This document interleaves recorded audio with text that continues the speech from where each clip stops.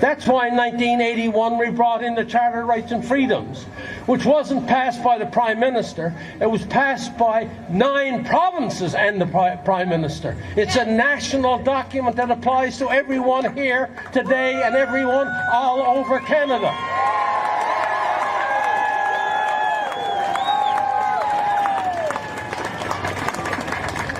So understand, except for the creation of the country in 1867, the Charter of Rights and Freedoms is by far the most important document in the history of our country, since we were a country. It is the most important one because it applies to you and me equally. Yes. Every individual on this planet is unique. Like every snowflake is unique, every individual is unique.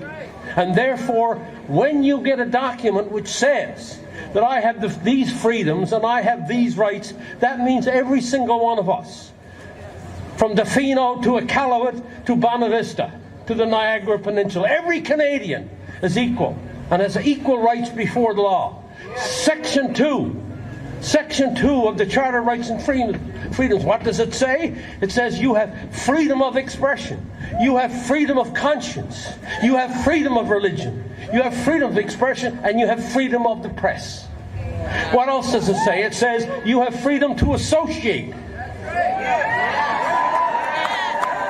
You have freedom to assemble.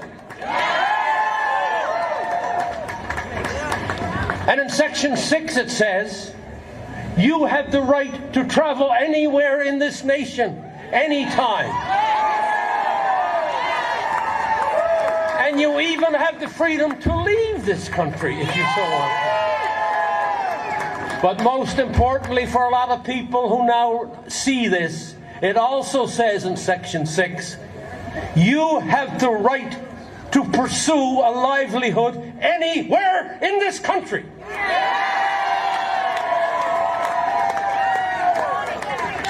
You have the right to pursue a livelihood anywhere in this country, and they are taking jobs away, inside the government and outside the government, and threatening others of their jobs.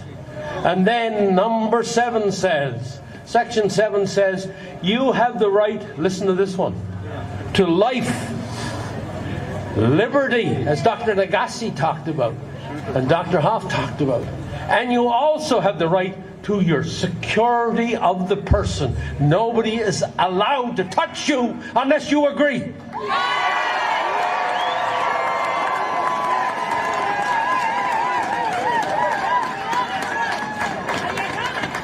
And then Section 15 says, to top it all off, we weren't satisfied with those 3. We topped it off by saying every person in Canada is equal before the law.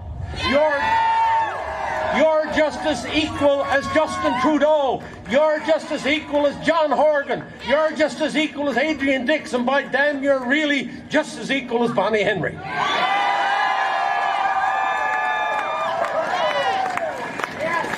You don't have to take a back seat to anybody.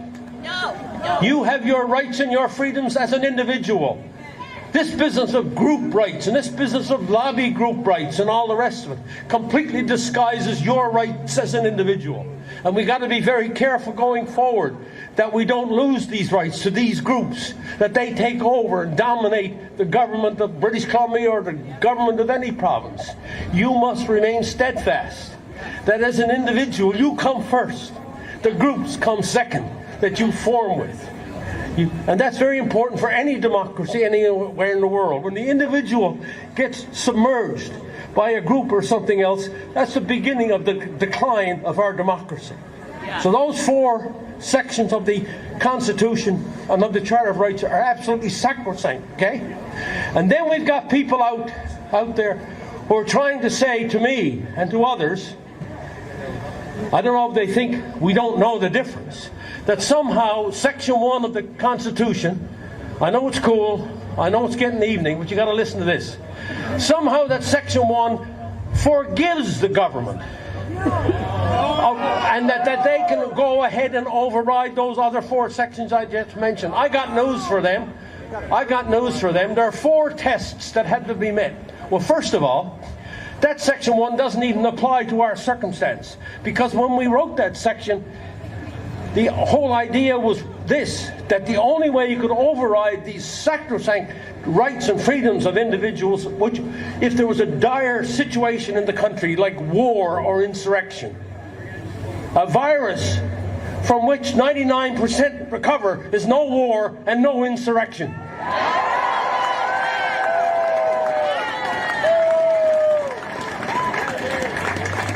And then if you tried to, even if you tried to make it, if you tried to squeeze it to apply, if you tried to bend it to make it try to apply to this circumstance, what did you have to do? You had to do 4 things. You had to do 4 things. Number 1, justify? No, that wasn't heavy enough. Demonstrably justify what you're doing. Demonstrably justify what you're doing, okay? Okay, is that all? No. You have to demonstrably justify that by law. Yes. That meant a new law, not the existing laws that they're using. New circumstance means new law. Where's the new law? They never went to the Parliament. They never went to the provincial assemblies to get a new law. They tried to use the existing law. They skirted around the Charter of Rights and Freedoms by law. Number 3, using reasonable limits. And number 4, you had to do all of those other 3, but remember, it had to be done in a way that was consistent with a free and democratic society. What they're doing is not consistent with any free or democratic society. It's more consistent with a totalitarian society. So don't be fooled by those who try to tell you that somehow you can skirt around the Charter of Rights and Freedoms. I was there, I helped write the damn thing, and they're wrong, and we're right.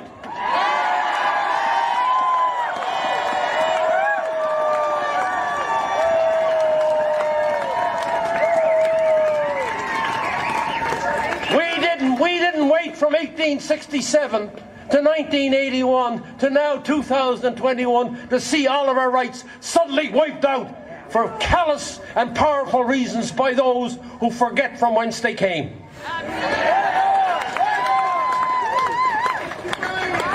Ours is a country worth fighting for. Listen to me, I was 7 years old before I became a Canadian. I wasn't born a Canadian, but I can tell you right now, I'm a Canadian now, and I want to defend what we've had and what we know we can continue to have in this country.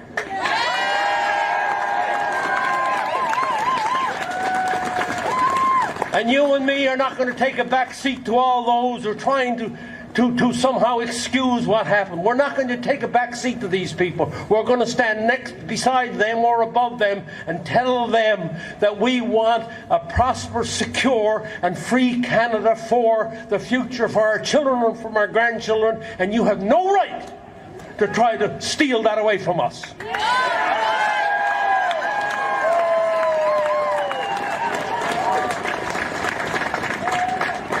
From Tofino to Iqaluit to Bonavista to Niagara Peninsula, we must become united as Canadians, as free Canadians, understanding our history, understanding the history of our planet, and put that all in context for tomorrow so that we can be a proud, free country in the northern part of North America. We're not going away, Mr. Horgan.